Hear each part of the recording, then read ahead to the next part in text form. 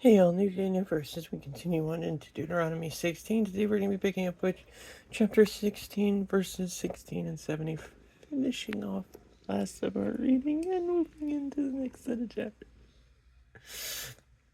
3 times a year, all your men are to appear in the presence of Yahweh your God in the place which he will choose, at the festival of Matzah, at the festival of Sukkot, and at the festival of Shabbat. They are not to show up before Yahweh empty-handed, that every man is to give what he can, in accordance with the blessing Yahweh your God has given you. There are a couple of reasons to pause here and have a little bit of fun. Not just because it's the end of the reading in one form, or the fact that in the CGB version it gives you paired readings with it from Isaiah, Corinthians, John, especially since this is a messianic version of the texts.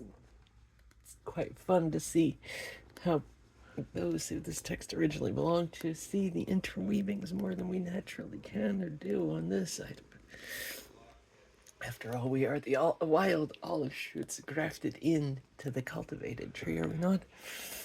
There's another reason, well, there are several reasons, and another reason that stuck out to me is the remembrance of all 3 festivals, which in and of itself, it's like we have 3 festivals, they convey one idea, the celebration of the Lord, it's like, oh wow, that's fun imagery right there. Because all of them are about redemption, rescue, paying the cost, and the journey of refinement. And that's quite fun there. But then deeper, no one is to show up before Yahweh empty-handed. Why? Because we're blessed. Because we are blessed. And that bit there about the men, right? Because it's like, no, this isn't a boys' club in any way, shape, or form. What was Passover? The death of the firstborn. 10 plagues, right? At Passover protected the destroyer from killing the firstborn, which means every firstborn that was protected now belonged to the Lord. When we go through the earlier parts of Torah, especially in the later part, the rest of Exodus, not just the first half of the 10 plagues and all the fun showdown there, but the journey and the trip and the stumbling and the opportunity to see time and time again. And God says, it's okay, your firstborn were redeemed to rescue, so guess what? You get to come and show up. So this verse here, that all your men are supposed to show up, I don't read this as a boys' club only. It's like, oh, only men get to offer the offering. Only men get to come and do this. Only men. No, not in any way, shape, or form.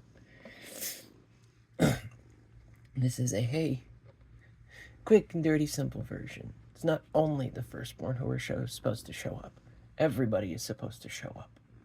We're going to shorthand the list because we've already used it 3 times.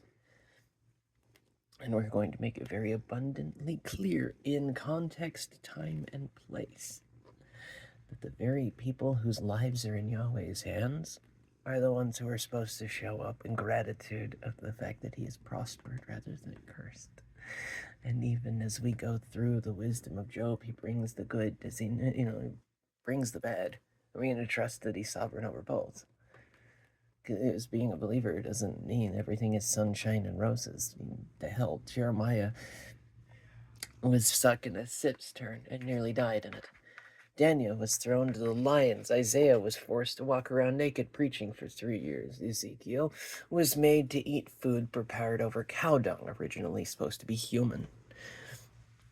Abraham never got any of the land he was promised except for a cave where he buried his dead wife, and eventually was buried himself where his sons reside as well.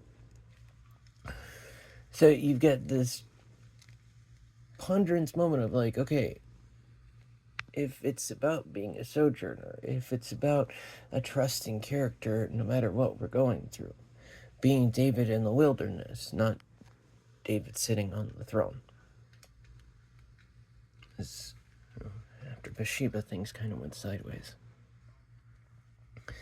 And it's not focusing on the negativity, it's pointing out quite clearly that maybe if we stop trying to aim for everything under the sun to be sunshine and rainbows, the SU sun, and instead started living under the SON sun and trusting that he is sovereign over all of it, can look different.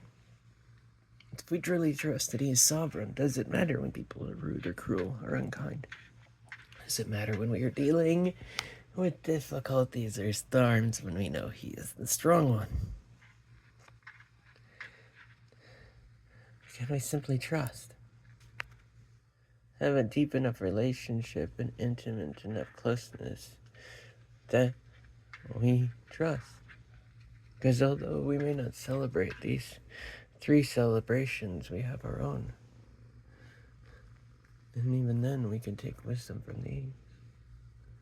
It's the celebrations unto the Lord. Heck, 2 more were added farther down, Boromelanica. So, what if it's a celebration about who God is? Sovereign over time, sovereign over space, sovereign over people, sovereign over chance, sovereign over every outcome.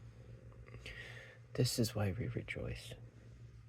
And why does every male show up at these ancient parties? Because most of them are the firstborn redeemed that belong to the Lord anyway, same as the Levium. Bought, paid for, ransomed, belonging to. And if we show up in a place of rejoicing festivity, knowing who He is, of course we will have joy, even in trials and storms. Trust the Lord and let Him lead. Because He is good. And if we bless as we are blessed, and we don't look like Ananias and Sapphira when we give, we simply pour out in response as it's been poured out to us. And that it becomes the place of living it, not just physical form. I was forgiven of sins, so I will forgive others. I have been blessed to know Almighty God, so I shall live in such a way that those who are far from Him draw near.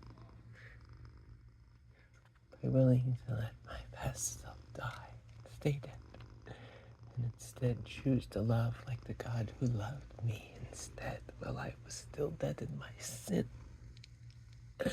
And in doing so, truly listen and respond to love like that.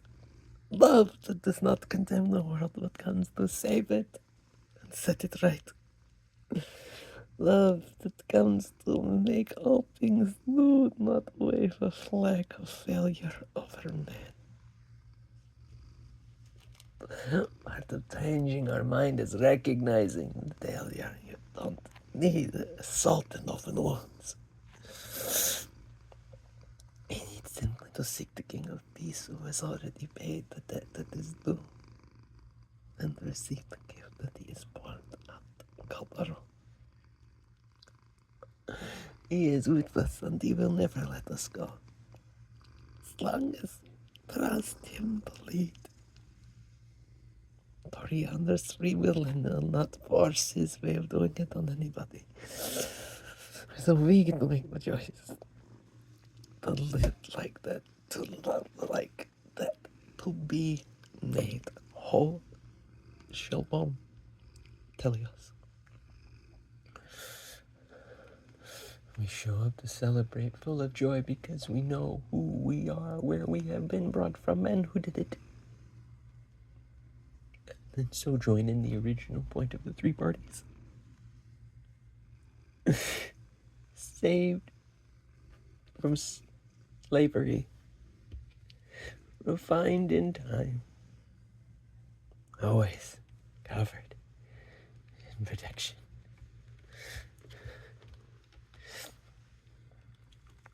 I would imagine it took every single one of the Bible heroes of all the while to learn, just like He does us.